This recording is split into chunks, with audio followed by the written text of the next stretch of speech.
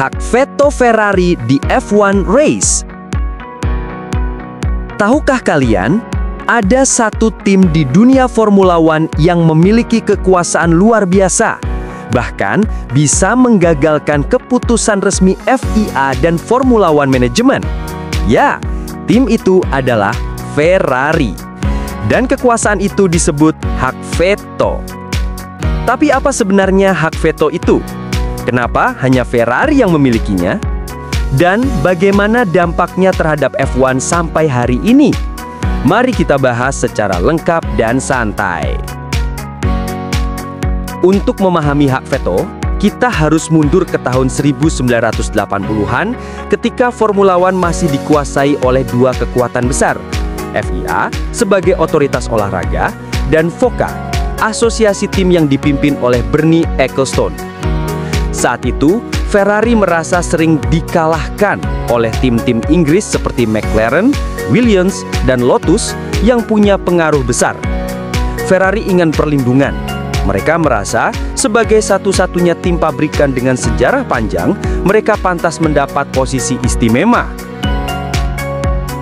Ketika Concord Agreement pertama kali disusun, yaitu kontrak rahasia antara FIA, FOM, dan tim-tim F1, Ferrari menegosiasikan sebuah klausul unik, hak veto, terhadap keputusan-keputusan yang dianggap merugikan kepentingan mereka.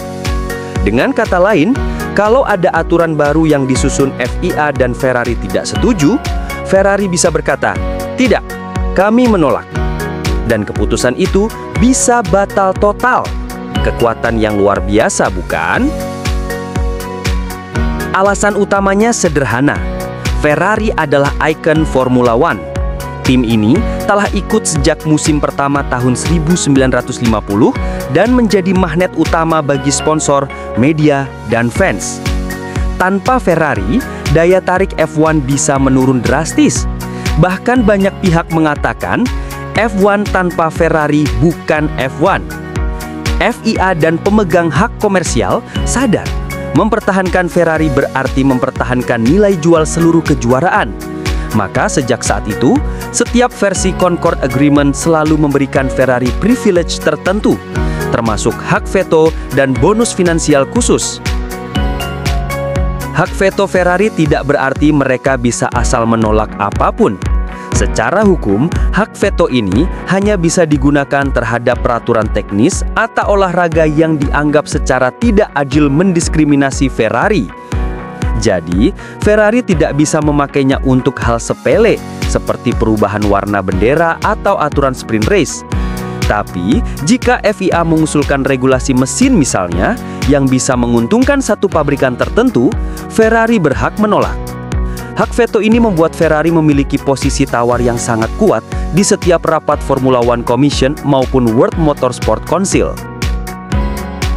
Salah satu contoh paling terkenal terjadi pada tahun 2015. Saat itu, FIA ingin memberlakukan batas harga mesin agar tim kecil tidak kesulitan. Tapi, Ferrari sebagai pemasok mesin mahal menggunakan hak vetonya. Akibatnya, rencana itu gagal diterapkan. Banyak tim marah. Mereka merasa Ferrari memakai kekuatan politik untuk melindungi kepentingan finansialnya. Tapi dari sisi Ferrari, itu adalah bentuk perlindungan atas investasi besar mereka dalam pengembangan mesin. Ada pula kabar bahwa Ferrari beberapa kali mengancam menggunakan veto ketika FIA membahas perubahan sistem power unit, batas anggaran, bahkan sistem penalti tertentu. Meskipun tidak selalu digunakan secara resmi, ancaman veto saja sudah cukup untuk memaksa FIA meninjau ulang keputusannya.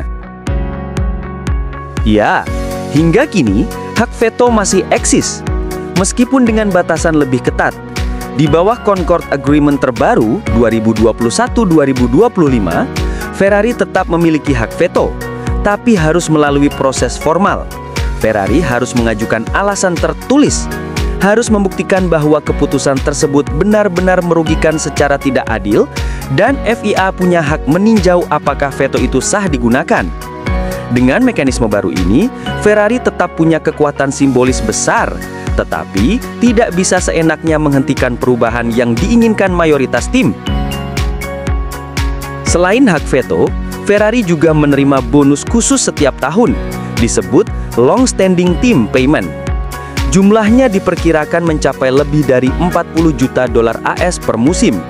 Bonus ini diberikan karena Ferrari dianggap tim tertua dan paling berpengaruh dalam sejarah F1. Jadi, Ferrari tidak hanya punya kekuatan politik, tapi juga ekonomi. Hal ini membuat mereka sering disebut sebagai negara sendiri di dalam Formula One. Bahkan, bos-bos tim lain sering bercanda. Kami semua bermain di Formula One, tapi Ferrari bermain di Formula Ferrari. Hak veto Ferrari sering dianggap pedang bermata dua. Di satu sisi, keberadaannya menjaga keseimbangan kekuasaan dan melindungi sejarah F1 dari keputusan sepihak. Namun, di sisi lain, veto juga bisa memperlambat inovasi dan reformasi besar dalam olahraga ini. Banyak pengamat mengatakan, selama Ferrari punya hak veto, F1 tidak akan pernah sepenuhnya demokratis. Tapi faktanya, tanpa Ferrari, mungkin tidak akan ada F1 sebesar sekarang. Hak veto Ferrari adalah simbol dari status legendaris mereka. Bukan sekedar tim balap, tapi institusi yang melekat dalam DNA Formula One. Dari tahun 1950 hingga kini, Ferrari telah menjadi jantung emosi kejuaraan ini. Merahnya, suaranya, dan dramanya.